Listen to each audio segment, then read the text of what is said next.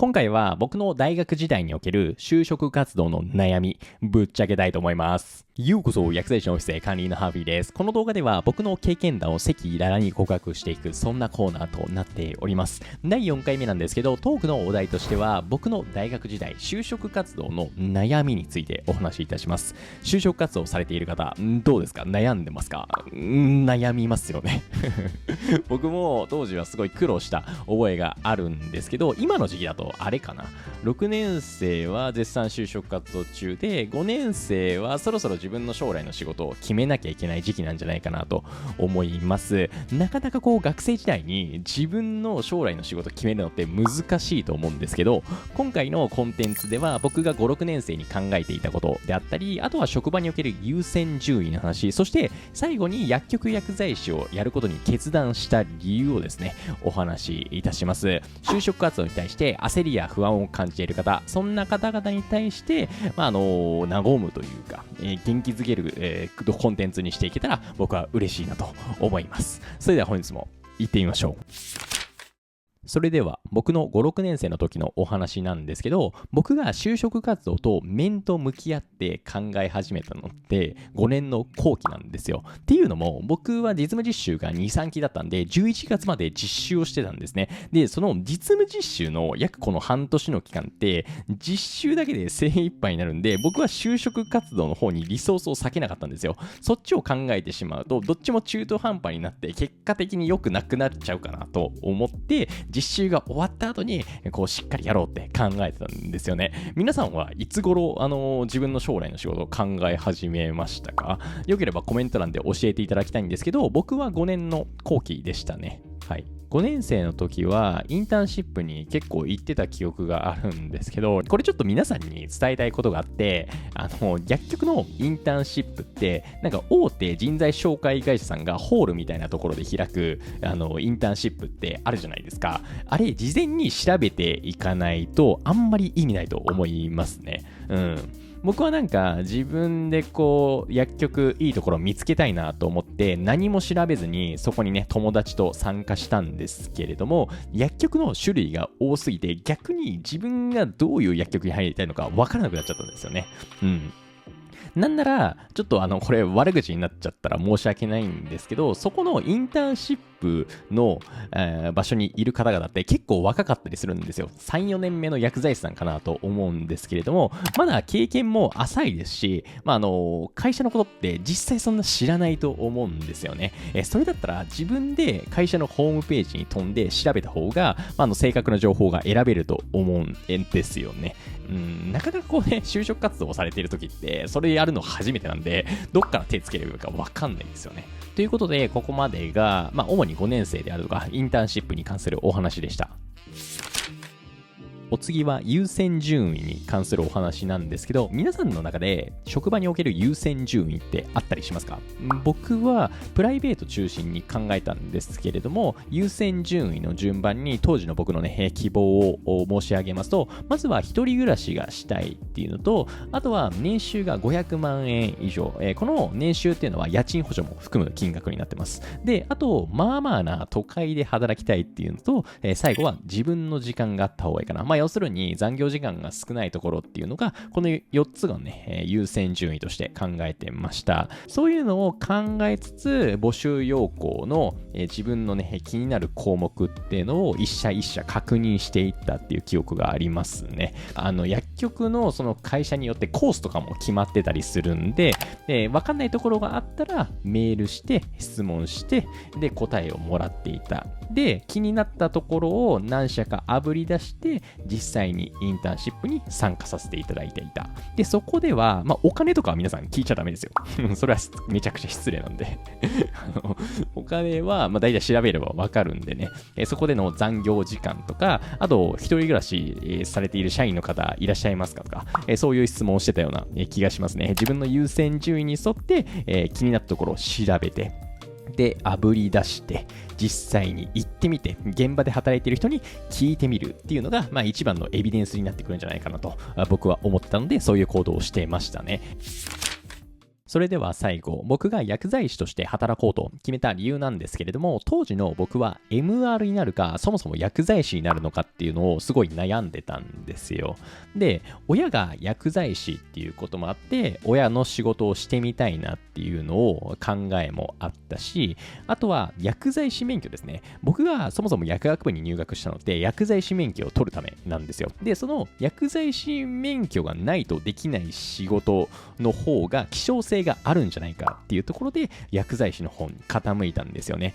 しかも当時コロナ禍っていうこともあって M ラの需要っていうのがすごい下がってたんですよ。現に就職活動の時に募集っていうのも減っていたし、あと MR っていうのは薬剤師免許がなくてもできる仕事なんですよね。それを考えたときに、やっぱり薬剤師免許を使う薬剤師業務の方が、将来性があるんじゃないかなっていうところで、薬剤師をやることを決めました。で、薬剤師のお仕事って、大きく3つに分かれると思うんですけど、病院と薬局とドラッグストアっていうのがあると思います。で、病院に関しては、僕の先ほどお話しした優先順位を満たすことができなかったんですよ。特に年収の面で僕が気になっている病院ね調べてみたんですけど、額面で月収が22万だったんですよ。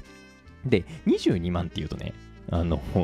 社会保険料とか年金とか引いたときに10何万10後半になっちゃうじゃないですか。それってもう薬剤師免許を持った仕事なのにそんだけしか稼げないのかよって当時の僕は思っちゃったんですよね。そういうのもあってちょっと病院薬剤師っていうのは薬剤師としてはすごい成長できるとは思うんだけれども、自分の優先順位を考えた時に切り捨ててしまいました。でドラッグストアと薬局ってなった時にやっぱり調剤に特化した薬局の方がどっちかっていうと成長できていくんじゃないかなと、薬剤師としてねっていうイメージがあったので薬局薬剤師に絞って会社を調べたっていうのが僕の決断になりますね。今の一連の流れを聞くと消去法みたいな感じになってしまうかと思うんですけれども、しっかり自分の優先順位に従って消去法ができたっていうところが僕は過去の自分に対してその点は良かったんじゃないのと今褒めてあげたいなと思っております。で薬剤師免許の、ところでこれ僕二極化すると思ってるんですけど、薬剤師免許を取るからには使った方がいいっていうことと、薬剤師免許を取ったから他の企業とかで働いていつでも薬剤師に戻ってこれるよねみたいな考えをする方いらっしゃると思うんですけど、僕実際に今薬剤師免許を使って薬剤師をしていて思うことがそうですね、その薬剤師免許っていうのは若い時に使った方がいいなと思います。 MR とかに行ってしまってとその環境っていうのがすごいいいわけですよ。薬剤師よりも MR さんの方が年収が高い場合が多いですし、企業さんからの福利厚生っていうんですかね、そういうのも良かったりするかと思いますので、なかなかMR っていうのをやめられなくなっちゃうと思うんですよね。環境が良すぎるんで。でいざ自分が40代ぐらいになった時に薬剤師免許を持ってるんで薬剤師やりますよっていう状況になると、薬の知識、自分の製薬会社さんの知識しかないじゃないですか。しかも白衣を着てですよ、環境も一変してそこで患者さんに現場でねお薬をお渡しするのってすごい僕は危険だと思うんですよ。これ分かりやすく例えると車のペーパードライバーに例えることができて、運転免許を持っているけれども普段から運転してないと車の駐車ができなかったり、あとは交通事故の危険性とかが高まってくるじゃないですか。それと一緒で企業からポンって医療現場に入った時にミスをする可能性というのがすごい高いわけですよね。で薬のミスって下手したらその車の事故と同じぐらいのもしかしたらそれ以上のね危害を加える可能性とかもあったりするんで、なかなか薬剤師免許を持ってるからといって普段やってない医療現場にいきなり入るっていうのは僕はすごい危険なことだと思うんですよ。僕も実際に現場で見ていて薬剤師経験がそんなにない方が派遣のね人とかで入ってきた時にちょっとこれは危ないなと思いながら気を使ってたりはするんで、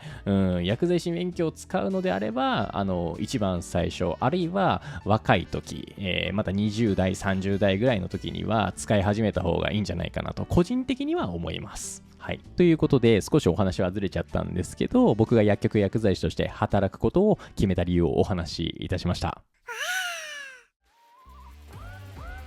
はい、ということで本日もここまでお話聞いてくれてありがとうございます。やっぱりこう学生時代の就職活動っていうのはすごい悩むしストレスを感じるかとは思うんですけれども、最後に皆さんにね、恐縮ながら僕からアドバイスをさせていただきますと、もっと気軽に考えていいんじゃないっていうことを提案させていただきます。僕この前薬学部時代の、友達1個上の先輩と会ったんですけれども、僕は薬剤師4年目ですけれども、その5人全員とも最初に就職した会社にはいなかったんですよ。要するに転職率 100% だったんですけど、それぐらい転職するのが当たり前の時代になっておりますので、最初の就職活動を間違えてしまったとしても自分の行動次第でより良い方向には持っていけるんじゃないかなっていうのがありますので、そういう意味からももっと気軽に考えてもいいんじゃないっていうことを皆さんに提案させていただきます。見ていただいた方の就職活動がより良いものに、